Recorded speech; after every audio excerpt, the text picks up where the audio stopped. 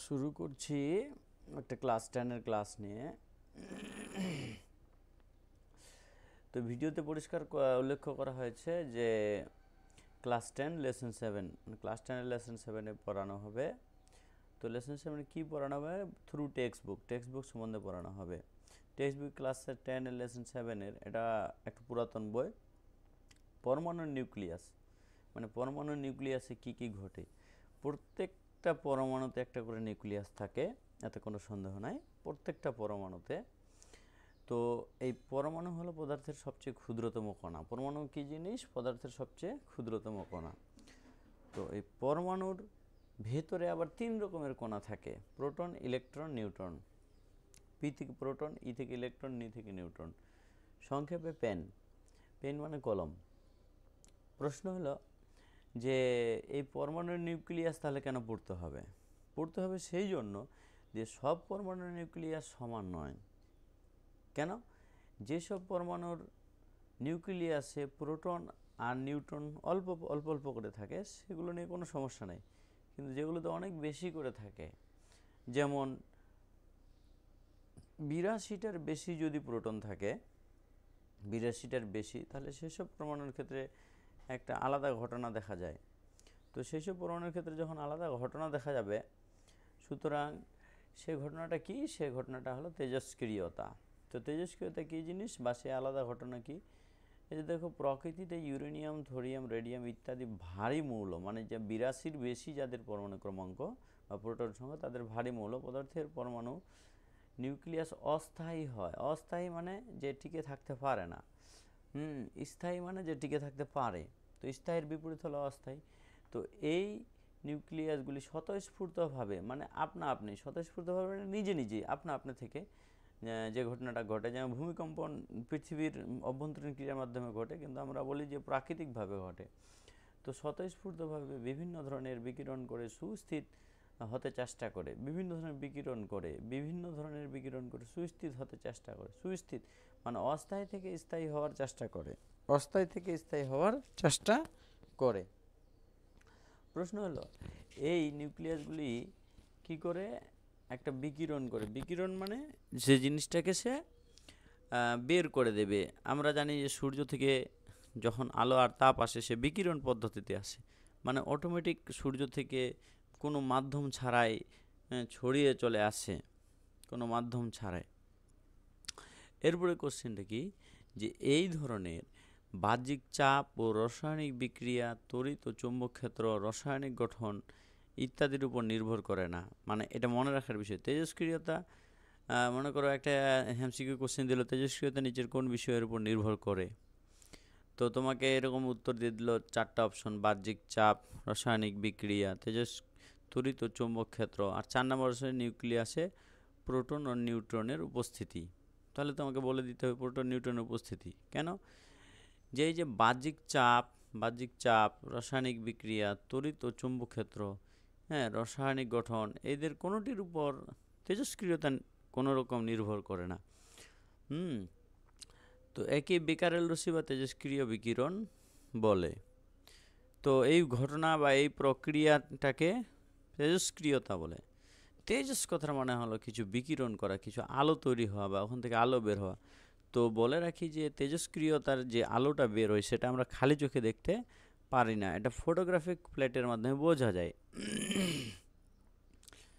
যে পদার্থের পরমাণু নিউক্লিয়াস থেকে স্বতঃস্ফূর্তভাবে বিভিন্ন রশ্মি বিকিরণের ঘটনাকে তেজস্ক্রিয়তা বলে। সংক্ষেপে কথা বলার জন্য, মানে প্রশ্ন আসলো তেজস্ক্রিয়তা কাকে বলে, উত্তর তো 1 নম্বর থাকবে। 1 নম্বর থাকার জন্য এইটুকু লিখলে হয়ে যাবে যে পদার্থের পরমাণু নিউক্লিয়াস থেকে স্বতঃস্ফূর্তভাবে বিভিন্ন রশ্মি বিকিরণের ঘটনাকে তেজস্ক্রিয়তা বলে। তো এবার প্রশ্ন হলো, ইউরেনিয়াম বেশি তেজস্ক্রিয়। যেগুলো পিচ ব্ল্যান্ড, কিছু লেখা আছে এখানে, ইউরেনিয়ামের আকরিক পিচ ব্ল্যান্ড বিশুদ্ধ ইউরেনিয়ামের থেকে বেশি তেজস্ক্রিয়। পরে আবার পোলোনিয়াম, অক্টিনিয়াম, রেডিয়াম এগুলো সবই তেজস্ক্রিয় মৌল। তো সবচেয়ে যেটা আর কি প্রচলিত এবং বেশি ব্যবহৃত সেটা ইউরেনিয়াম, থোরিয়াম, রেডিয়াম। আবার কিছু কৃত্রিম তেজস্ক্রিয় মৌল আছে, যেমন ফসফরাস, এর আইসোটোপ P30 এই কৃত্রিম তেজস্ক্রিয় মৌল। নতুন কোশ্চিন, তেজস্ক্রিয়তার কারণ কি? তেজস্ক্রিয়তার কারণ যেসব মৌল নিউক্লিয়াসে নিউট্রন ও প্রোটনের সংখ্যার অনুপাত, যেসব মৌলের নিউক্লিয়াসে আবার বলছি যে পরমাণুর তিনটা পার্ট, পরমাণুর দুইটা পার্ট, ভুলে গেল, পরমাণুর দুইটা পার্ট, একটা হলো নিউক্লিয়াস আর দ্বিতীয় পার্ট হলো ইলেকট্রন মহল। এই ছবিটাতে দেখা যাচ্ছে পরিষ্কার, এই যে মাঝখানে একটা নিউক্লিয়াস আর চারদিকে যে দাগগুলো আছে গোল গোল করে, পৃথিবীর চারদিকে যেমন চাঁদ ঘুরে ঠিক সেই দাগগুলো হলো ইলেকট্রন মহল। তো যেসব পরমাণুর নিউক্লিয়াসে প্রোটন আর নিউট্রন বা নিউট্রন প্রোটন সংখ্যার অনুপাত 1:5 মানে 1:5 মানে দেড়ের চেয়ে বেশি, সেই নিউক্লিয়াসগুলি অস্থায়ী হয় এবং স্বতঃস্ফূর্তভাবে ভেঙে বিকিরণ করে স্থায়ী হতে চেষ্টা করে। অথবা আরেকটা কারণ কি, যেসব মৌলের পারমাণবিক সংখ্যা 82 এর বেশি, পারমাণবিক গুরুত্ব 206 এর বেশি, পারমাণবিক গুরুত্ব 206 এর বেশি, পারমাণবিক সংখ্যা 82 এর বেশি, মানে যে কোনো একটা লিখলে হলো তেজস্ক্রিয়তার কারণ হিসেবে। তো কারণ তো দুইটা দিতে হবে। প্রথম কারণ হলো প্রোটন আর নিউট্রন সংখ্যার অনুপাত 1.5 এর চেয়ে বেশি, আর দ্বিতীয় কারণ হলো 82 এর বেশি। তেজস্ক্রিয়তার বৈশিষ্ট্য কি? তেজস্ক্রিয়তা একটি নিউক্লিয় ঘটনা, এটা নিউক্লিয়াসের বাইরে কোথাও ঘটবে না, এটা সম্পূর্ণ নিউক্লিয়াসের ভিতরে ঘটবে। কেন? নিউক্লিয়াসের ভেতরেই শুধু দুইটা জিনিস থাকে, প্রোটন আর নিউট্রন। বাহ্যিক চাপ, উষ্ণতা, রাসায়নিক বিক্রিয়া, তড়িৎ চৌম্বক ক্ষেত্র, রাসায়নিক গঠন ইত্যাদি কোনো রকম তেজস্ক্রিয়তা প্রভাবিত করতে পারে না। আবার একটা নতুন কথা, তেজস্ক্রিয়তার সঙ্গে নিউক্লিয়াসের বাইরে যে ইলেকট্রন আছে এর কোনো সম্পর্ক নেই। মানে তেজস্ক্রিয়তা এমন নিউক্লিয় ঘটনা যে ওর বাইরে, নিউক্লিয়াসের বাইরে যে ইলেকট্রনটা আছে তার সঙ্গে কোনো সম্পর্ক নাই। তো এরপরে চলে আসলো তেজস্ক্রিয়তার বৈশিষ্ট্য কি? যেসব মৌল পারমাণবিক গুরুত্ব 206 এর বেশি তারা তেজস্ক্রিয়তা প্রদর্শন করে। এখানে এতগুলো আছে, দুইটা বা তিনটা, যে কোনো 2-3টা পড়লেই হয়ে গেল। হ্যাঁ, কোনো তেজস্ক্রিয় পদার্থ প্রতি সেকেন্ড মানে 1 সেকেন্ড, প্রতি মানে 1, প্রতি একক মানে 1 একক, প্রতি কাঠা মানে 1 কাঠা, প্রতি বিঘা মানে 1 বিঘা, প্রতি সেকেন্ডে যতগুলো নিউক্লিয়াসের বিঘটন ঘটে তাকে বলা হয় পদার্থের সক্রিয়তা। এবার সক্রিয়তার একক কি? সক্রিয়তার একক হলো বেকারেল। সক্রিয়তার একক হলো বেকারেল। কেন? বিজ্ঞানী বেকারেল এই ঘটনাটা প্রথম আবিষ্কার করেন। তাই তেজস্ক্রিয় রশ্মির আরেকটা নাম হলো বেকারেল রশ্মি। এই যে দেখেন বেকারেল রশ্মি, বইয়ের মধ্যে সবই আছে, শুধু বই পড়তে জানতে হবে ভালো করে বইটা। তো বই পড়ার নিয়ম হলো, বইটা ফিজিক্যাল সায়েন্সের বই খুঁটে খুঁটে পড়তে হবে। খুঁটে খুঁটে মানে একদম যে লেসন পড়বো সেই লেসন থেকে সে কোনো কোশ্চিন আসুক সেটা পারতে হবে, তাহলেই তুমি ফিজিক্যাল সায়েন্সে ভালো নাম্বার পেতে পারো, না হলে ইম্পসিবল। ওই কমন বুঝে বুঝে পড়ে যাবে, তাহলে দেখবে একটাও কমন পাওনি, যেটা পড়োনি সেটাই চলে আসছে। এবারে 1 বেকারেল আর 20, তেজস্ক্রিয়তার আরেকটা একক হলো 20, তেজস্ক্রিয়তার আরেকটা হলো 20। মেরি কুরি আর পিয়ের কুরি, এরকম কুরি নামে দুজন মানুষ এটা আবিষ্কার করলো তেজস্ক্রিয়তার ঘটনা। তো তেজস্ক্রিয়তার যে রশ্মিগুলো বা আলোগুলো বের হয় সেটা 3 প্রকারের। এই ছবি দেখে বোঝা যাচ্ছে কি, যে মাঝখানে তেজস্ক্রিয় পদার্থ, এই যে লেখা আছে তেজস্ক্রিয় পদার্থ মাঝখানে আছে, আর এটা একটা কাচের বাক্স, সীসার বাক্স, আর এখানে একটা জায়গা খোলা আছে, একটা মুখ খোলা আছে। তো এই বাক্সটা দিয়ে 3 রকমের রশ্মি বেরোবে, একটা বাম দিকে যাবে, একটা ডান দিকে যাবে, আর একটা সোজা উপরের দিকে যাবে। তো বাম দিকেরটা হলো আলফা রশ্মি, ডান দিকেরটা হলো বিটা রশ্মি, আর সোজা উপরেরটা হলো গামা রশ্মি। যেটা বলছিলাম যে তেজস্ক্রিয়তার একক দুইটা, একটা বেকারেল আর একটা 20। বেকারেল আর 20-র মধ্যে সম্পর্ক 120 = 3.7 × 10⁻10 বেকারেল।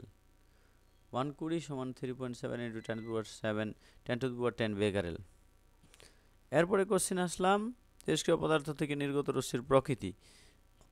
তেজস্ক্রিয় পদার্থ থেকে নির্গত রশ্মির প্রকৃতি কি? তেজস্ক্রিয় পদার্থ থেকে 3 রকমের রশ্মি নির্গত হয়, আলফা, বিটা, গামা। আলফা রশ্মি কি? এই আলফা, বিটা, গামা রশ্মি, আলফা হলো ধনাত্মক আধানযুক্ত কণা, যেটা বাম দিকে যায়। এই ছবির যেটা বাম দিকে যায় সেটা আলফা, যেটা ডান দিকে যায় সেটা বিটা, আর যেটা সোজা উপরে চলে যায় সেটা গামা। তো যেটা ডান দিকে যায়, আবার যেটা ডান দিকে বেঁকে যায় ওটা ঋণাত্মক আধানযুক্ত কণা, ওকে বিটা বলে। আবার আলফা বিটা বাদে বেশি বিচ্যুতি হয়, কিছু রশ্মি সোজা পথে চলে যায়, ওদের নিস্তরিত বলে, এদের বলা হয় গামা রশ্মি। গামা রশ্মির পরে চলে আসলাম আমি সোজা এই জায়গাতে। এই ছকটা এতই ইম্পর্টেন্ট, এই ছকটা সম্পূর্ণ ভালো করে পড়তে হবে। যেমন ক্রমিক সংখ্যা মানে 1 2 3 4 5, এই 5টা দিয়েছে। পয়েন্টটা কি? আলফা বিটা গামা রশ্মির ধর্মের তুলনা। আলফা বিটা গামা রশ্মির ধর্মের তুলনা, ধর্মাবলী।